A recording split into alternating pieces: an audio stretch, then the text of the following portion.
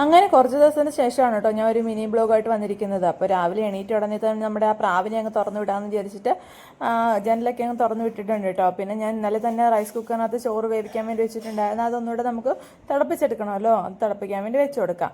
അപ്പോൾ ഞാനാണെങ്കിൽ മാവൊക്കെ ഇന്നലെ തന്നെ ദോശയ്ക്ക് വേണ്ടിയിട്ട് സെറ്റാക്കി വെച്ചിട്ടുണ്ടായിരുന്നു. അപ്പോൾ ഞാൻ നമ്മുടെ മീൻ അതൊന്ന് നല്ലപോലെ പുളിക്കാൻ വേണ്ടിയിട്ട് ഇന്നലെ മീൻ കറി വെച്ചിരുന്ന ആ ഒരു ചൂട് വരുമല്ലോ, അതിനെ മേലോട്ട് എടുത്ത് വെച്ചിട്ടാണ് കേട്ടോ രാത്രി കിടക്കാൻ പോയത്.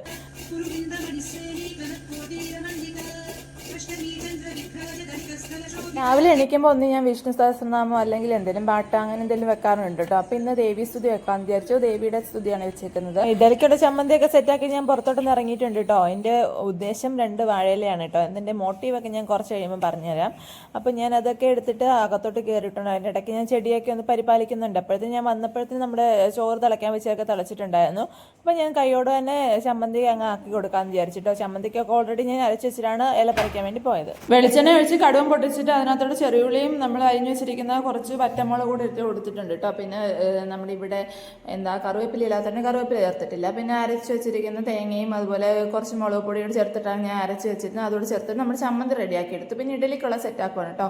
ഇപ്പം മനസ്സിലായില്ല ഞാൻ വാഴയില എന്തിനാ എടുത്തത്. നമ്മുടെ ഇഡലി ഇവിടെ ഞാൻ വാഴയില അല്ലാതെ വെച്ചിട്ടൊന്നും ശരിയാവുന്നില്ല. അപ്പം ഞാൻ വിചാരിച്ചു ഇനി വാഴയില ഇല വെച്ചിട്ടൊന്ന് ഒഴിച്ച് നോക്കാമെന്ന് വിചാരിച്ചിട്ടാണ് ഞാൻ ഈ പരാക്രമണമൊക്കെ കാണിക്കുന്നത്. പക്ഷേ ഗൈസ് ഫ്ലോപ്പ് ആയിപ്പോയി, നല്ല അടമ്പൻ ഫ്ലോപ്പ് ആയിപ്പോയി കേട്ടോ. പക്ഷേ എങ്കിലും ഇഡലി ശരിയാവുന്നുള്ള ആത്മവിശ്വാസത്തോടെയാണ് കേട്ടോ ഞാൻ ഇതൊക്കെ അടച്ചു വെച്ചിട്ട് തുണി കഴുകാൻ വേണ്ടി ഇറങ്ങിയത്. തുണി കഴുകാൻ വേണ്ടി തുണിയും കൊണ്ടൊക്കെ ഇറങ്ങിയപ്പോഴാണ് ഓർത്തത് സോപ്പ് തീർന്നു എന്നുള്ളത്. അപ്പം ഞാൻ കരുതി തുണി കഴുകുന്ന അത്രയും സമയം കളയണ്ട, വെറുതെ നമുക്ക് അവിടെയൊക്കെ അങ്ങ് തുടച്ചിടാമെന്ന് വിചാരിച്ചു കേട്ടോ. അപ്പം ഞാൻ തുടച്ചിടാൻ വേണ്ടി ആദ്യം എല്ലാം തൂത്തുമായിരുന്നു. തലേദിവസം എല്ലാം തൂത്തിടാറുണ്ട് കേട്ടോ. പിന്നെ കുറച്ച് പൊടികളൊക്കെ വരാറുള്ളൂ.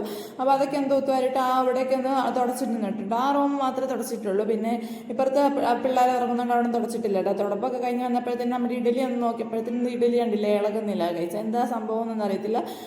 മെയിനായിട്ട് പൊങ്ങി വരുന്നില്ല, അതാണ് കേട്ടോ പ്രശ്നം. പിന്നെ എനിക്ക് ഇഡലിയുടെ പുറകെ പോകാനുള്ള സമയമില്ലാത്തതുകൊണ്ട് ഏട്ടനെ 2 ദോശ കൊടുത്തിട്ട് അങ്ങ് അഡ്ജസ്റ്റ് ചെയ്ത് വിട്ടിട്ടോ. പിന്നെ അതൊക്കെ മേലുള്ള പണിയാണ് എനിക്ക് പുറകെ വന്നത്. ഇത് കണ്ടു നോക്കട്ടോ. അത്രേ ഉള്ളൂ ഇന്നത്തെ വീഡിയോ. അടുത്ത വീഡിയോ കാണാൻ. Bye bye, see U.